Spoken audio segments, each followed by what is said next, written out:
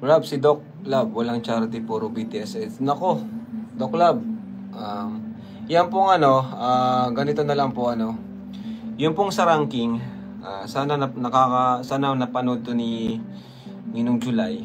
Yung sa ranking po sa most viewed, siguro, halimbawa may nag-top 1 doon, siguro iano muna sa amin, ipapa-assess or ipapa-check muna kung karapat dapat ba siyang mag-top 1. Kasi what if kung top 1 nga siya pero puro behind the scenes naman, so walang kwenta po yung na yun, yung ranking na yun. So for me, halimbawa top 1 ay may nag-top 1, then iano sa amin si Ninong July, sabihin sa amin ni Kuya Bal, sabihin niya muna sa amin kung halimbawa, Kuya Bal, Kalingap Rob, ito pala yung nag-most viewed and number 1 sa Kalingap charity vlogger. Then, i-check namin yon. Tapos, si Mama din, ma-check din si Mama, kaming tatlo. Si Mama, ako, si Kuya Bal. Check niya yon kung yung mga upload niya. Teka, ba't parang puro BTS ata to? So, X po yun. Dapat bigyan kami ng at least mga 70%, 60 to 70% na charity. Dapat bigyan kami ng ganun na hindi yung puro, okay lang may mga BTS, mga good vibes, mga mga vlog na tayo-tayo lang, kami-kami lang. So, okay lang yon. Pero syempre, dapat sa loob ng isang buwan o isang linggo, may charity ka. Diba? May charity. Lalo na yung mga nag-aspiring, lalo na mga aspiring Kalingap charity vlogger. Diba? So, yun na lang po ang sasuggest ko kay Ninong July, Pa-check muna sa amin. Sa rank 2, wala na kaming pakialam doon. So, halimbawa, nag-rank 1 siya. Halimbawa, may nag-rank 1 na isang tao. Then, nakita namin ni Kuya Bal at ni Ate Edna na nag-voting kami, Si Kuya Bal nag-yes, si Ate Edna nag-yes, o ako nag-no. Panalo pa rin yung yes. So, karoon pa rin. Pero kung lahat kami nag-no, or isa lang yung nag-yes, magte-take over yung pangalawa.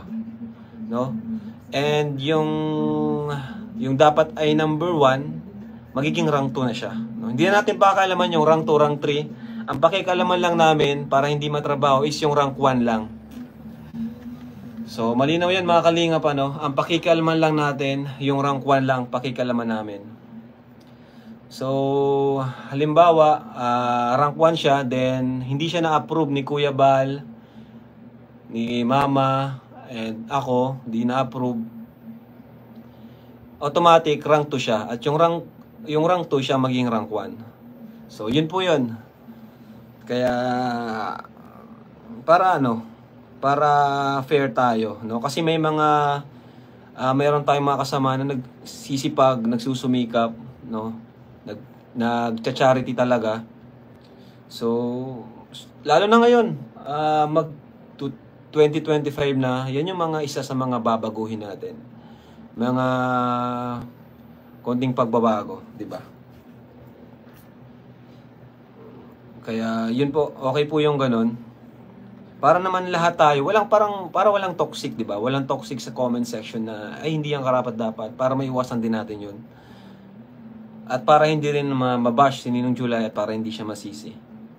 So, yung rank 1 lang naman yung pakikialaman namin. Kasi pag hanggang 1 to 10 or 1 to 7 is check pa namin, hindi na po yun. Yung rank 1 lang, kung talagang karapat-dapat ba siya. Alright. So, yun po yun, mga Kalingap. Malinaw po yan. Kaya, abangan nyo po yan kasi may award po yan eh. Kasi this coming December 21, yan ang first celebration ng anniversary. Although 4th anniversary na natin to, 4th anniversary na ng Kalingap, pero yan yung first Kalingap Ball. Kaya nakaka-excite po yan. Abangan niyo po ang mag-intermission number. Kalingap Angels Batch 2. Yan, Kalingap Angels Batch 2. Wait lang, lagyan natin ng sound effects dito. Alright. Kalingap Angels Batch 2.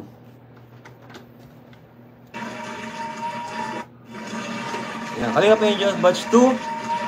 Tapos, syempre, ang K-Boys, sasayaw kami. Yung simple lang. At, abangan nyo rin ang Normays. Magra-rap po ang Normays. Yan. Si Norman at si Grace ay magra-rap. And syempre featuring DJ France. Kasama si DJ France doon. Kaya abangan nyo po, masaya po ito. At syempre, andyan din ang ALM. Tutulungan tayo ng ALM. Meron din silang production. Meron silang inihanda. Kaya, ayun. So, kaya namin kaya may pagbabago dyan sa ranking na yan. Sa Kalingap lang naman. Doon sa, doon naman sa top. Ano ba yung isa? Yung buong Pilipinas. Di naman namin yung pakikialaman. Kasi yun ay content na yun ni Ninong July. Pero yung sa Kalingap, nasa lupo yun ng Kalingap. So, kailangan natin anuhin yun. Kailangan nating ayusin. Diba? Kasi, lalo na ngayon, magbagong taon na naman, para wala na yung mga comments na hindi yan karapat-dapat, may mga ano pa. Diba? So, ayun.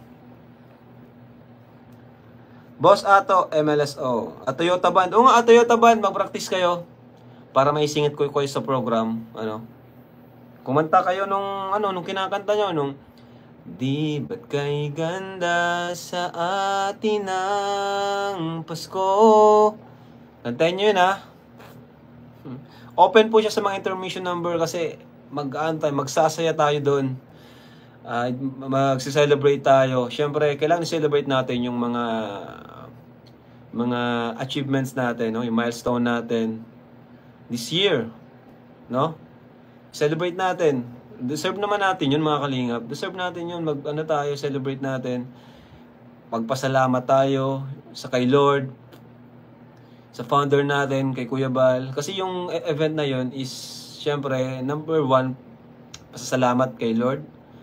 Pangalawa, sa founder natin, kay Kuya Bal. Diba? Parang tribute siya. Tribute natin siya. Every year. Kaya, sa mga gusto mag-intermission number, huwag kayong mahiya. No? Once a year lang po yan. Huwag kayong mahiya. Yung may charity lang, Direct Rob, ang papasok sa top. Opo, yung may charity lang. Hindi lang basta may charity. Dapat 70% charity. Okay? 70% charity.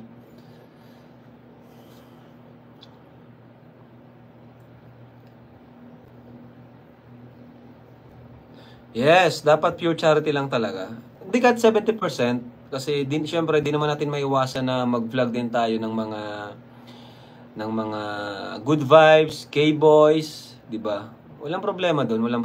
Kasi ano yan, part yan ng strategy natin to gain views and to gain more revenue para sa ating mga beneficiaries, di ba? Hindi naman strategy yan, pang-balance yan, di ba? Kagaya ko, ang strategy ko naman is love team.